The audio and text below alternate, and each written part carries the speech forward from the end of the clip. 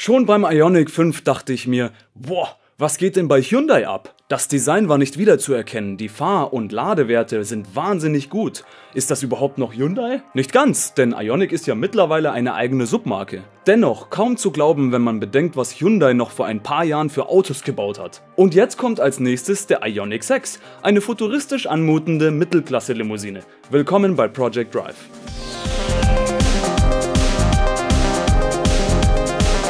Hyundai wird sein Werk im südkoreanischen Asan laut einem lokalen Medienbericht für die künftige Produktion des rein elektrischen Ioniq 6 umbauen. Das Werk verfügt über eine maximale Produktionskapazität für 300.000 Fahrzeuge pro Jahr. Gebaut werden dort derzeit die Hyundai-Modelle Sonata und Grandeur. Branchenbeobachter seien sich weitgehend einig, dass Hyundai wahrscheinlich die Produktionskapazität des Sonata, dessen Verkäufe zuletzt deutlich zurückgingen, zugunsten des Ioniq 6 kürzen wird. Ich finde, wie beim Ioniq 5 schon, dass Hyundai es geschafft hat, durch seine neuen Fahrzeugdesigns besonders auf sich aufmerksam gemacht zu haben. Wirklich außerordentliche Optik beim Ioniq 5, bei dem trotz des sehr futuristischen Designs noch versucht wurde, die Hyundai-DNA zumindest ein wenig einzufangen. Bricht doch der Ioniq 6 komplett mit dem Konzept. Eine sehr sportliche und windschnittige Karosserie mit rekordverdächtigem CW-Wert, gepaart mit neuester Technologie. Durchaus Potenzial für viele das neue Traumauto zu werden. Die Bilder, die wir sehen, sind übrigens die der Studie Prophecy, auf der der Ioniq 6 aufbauen wird, und wie wir uns natürlich vorstellen können, wird es nicht jedes hervorstechende Detail in die Serienversion schaffen. Wie zum Beispiel diese Lichtspielerei am Heck, die mir persönlich jetzt vielleicht nicht so gut gefällt, wird durch herkömmliche Rücklichter ersetzt. Oder etwa im Innenraum die Joysticks, die im Prototyp zur Lenkung angedacht sind, werden durch ein Hyundai-typisches Lenkrad ausgetauscht. Die Monitore werden daraufhin auch umdesignt, passend im aktuellen Trend.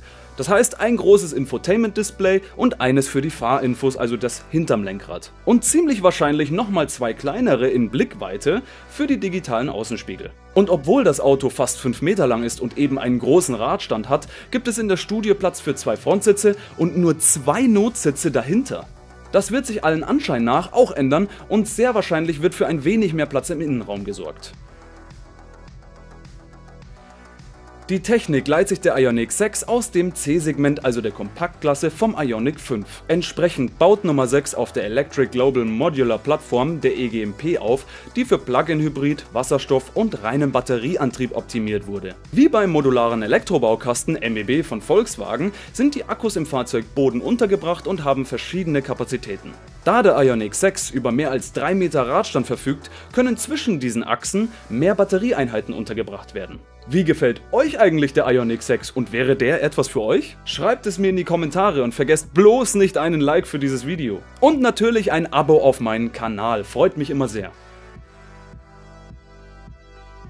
Schauen wir uns doch mal die technischen Eckdaten der EGMP-Plattform an, auf der auch der Ioniq 6 basieren wird. Das sportlichere Modell sollte den Sprint auf 100 in unter 3,5 Sekunden schaffen. Es wird eine Maximalgeschwindigkeit von 260 km in der Stunde erreicht und das Basismodell kommt 500 km WLTP. Obwohl es heißt, dass der Ioniq 6 650 bis 700 km schaffen soll, was unter anderem durch den rekordträchtigen CW-Wert von unter 0,2 gar nicht so abwegig klingt. Der Ioniq 6 bekommt außerdem die 72,6 Kilowattstunden Batterie, die der Ioniq 5 in der großen Variante auch hat. Mit dem Unterschied, dass egal ob Front- oder Allradantrieb, der Ioniq 6 immer die große knapp 73 Kilowattstunden Batterie haben wird. Für das Standardladen sorgt ein 800 Volt DC Schnellladesystem von Rimac. Ohne Adapter kann man natürlich auch an den 400 Volt Stationen laden. Die Ladedauer wird bei 18 Minuten für 80% oder 5 Minuten für 100 Kilometer liegen. Auch das bidirektionale Laden wird seinen Weg in den Ioniq 6 finden. Das ist das sogenannte Vehicle to Load mit 3,5 kW. Außerdem zeichnet sich die EGMP-Plattform durch Integrated Drive Axle und 5-Lenker-Hinterachse aus. Alles in allem hört sich das doch echt sehr gut an und wir dürfen mehr als gespannt sein, wie die Serienversion aussehen wird, obwohl sie nicht allzu weit von der Studie abweichen dürfte. Ich hoffe, euch hat das Video gefallen und vielleicht gab es ja sogar Infos, die ihr noch nicht kanntet. Danke fürs Dranbleiben und bis zum nächsten Mal. Ciao.